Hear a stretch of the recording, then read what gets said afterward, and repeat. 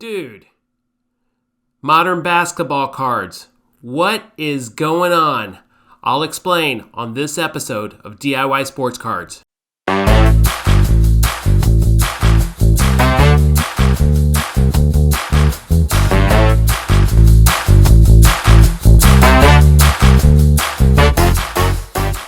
Hello everyone and welcome to another episode of DIY Sports Cards, a production of IconicTradingCards.com. This is a place where we take a deep dive into the buying and selling of sports cards for collectors and investors alike. I'm Ramon, the founder of this channel. Ugly, ugly, and ugly.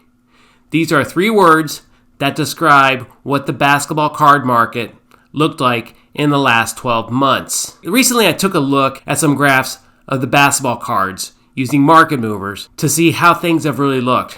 Now, we all know that there has been a price drop over the last several months, with the occasional correction only to find it slipping some more. But do we really know how bad it was? When you take a look at this data, you're going to see that this card market has crashed.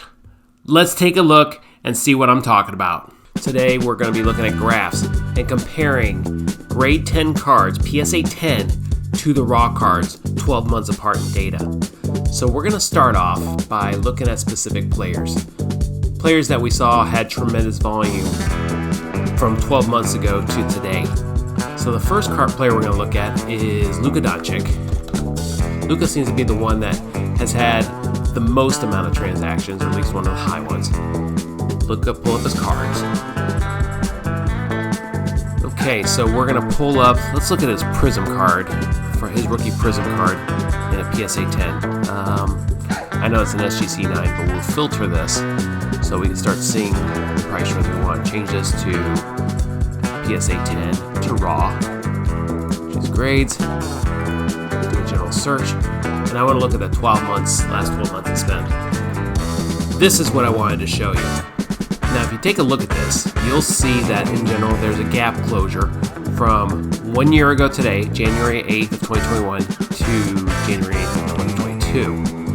What's interesting is if you see the price points of a year ago for the raw cards, you'll see that people were spending up to $600 for Luka Doncic base raw.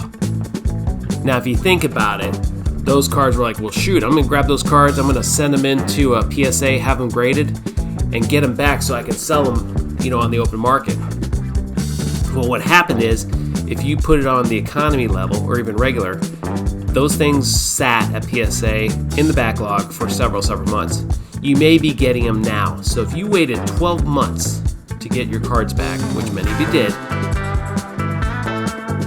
the PSA version of that card is now worth just under $500, $446 for a PSA 10. That same card you spent in a raw form for $600 is now worth $446 in a gem mint. And if you look at the price of the raw, that has dropped considerably down from $600 down to $150. Huge drop off. Okay, let's look at another player in the same time frame. I want to look at Zion Williamson. Zion was another player that saw some significant spend volume back in the day. Let's go to his Prism card. Just liked it. I still want to stay base. Compare PSA 10 to raw. And hit that search button. And again, over 12 months.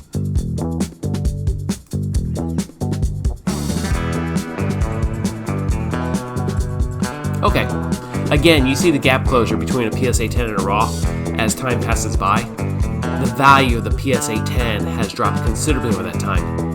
Much more extreme in drop-off than the raw version.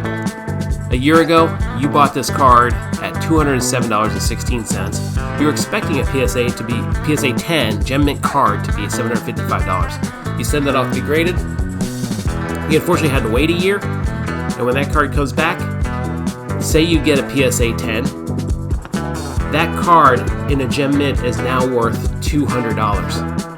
$200. Going back to the beginning, when you spent close to $200 for a raw version of that card, and realizing that you can't even get a payback, an ROI of anything significant. In fact, you're taking a loss to go to a gem mint.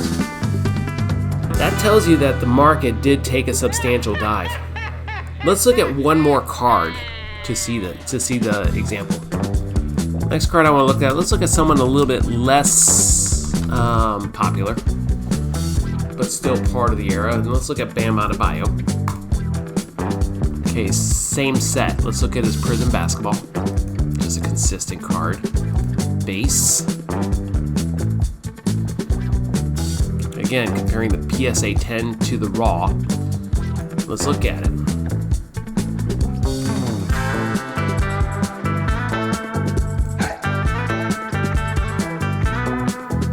All right, here's Bam Adebayo, the PSA 10 compared to a raw. Again, the gap closure. Notice the space in the graph between the PSA 10 graph, which is blue, to the base, to the raw. Significant closure over time. Now again, a year ago today, you bought that card raw for $27.64. You're thinking, man, great opportunity. I send that in to PSA, get that card back in 3 to 6 months. I should be able to sell that as a PSA 10 for about $200 or more. Well, you waited a year, sadly. And when the prices came back, you're looking at that same card in a PSA 10 coming in at $67. Now, sure, you paid $20 or so to get this graded, and when you bought this card, you bought it at $27. So sure, you didn't quite lose money, but at the end of the day, was it really worth it to grade a base raw card of Bam Adebayo had you known 12 months ago that that card was going to drop off considerably in price? Now let's face it, you really weren't going to know that. That's just, if you were able to predict that the market was going to tank that hard, then you're in the wrong business.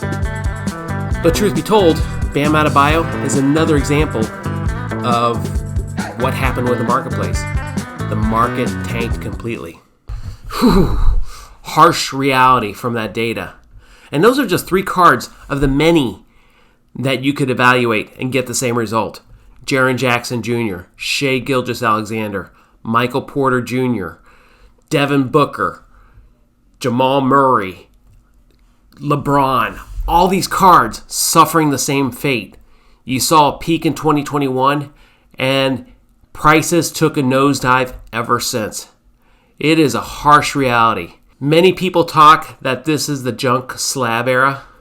I'm starting to wonder if we're looking at something a little bit deeper. I think we're looking at a junk gem mint slabbed era. Too many gem mints out there. And if you think about it, if every card is gem mint, none of the cards are gem mint. Grading companies, it's possible you may have to start rethinking what a gem mint card looks like and what qualifications you need to put in place to separate the high gems from the low gems. That's all I have for you folks. Have a great week. Stay safe, be healthy, and we'll talk to you at the next video. Peace out.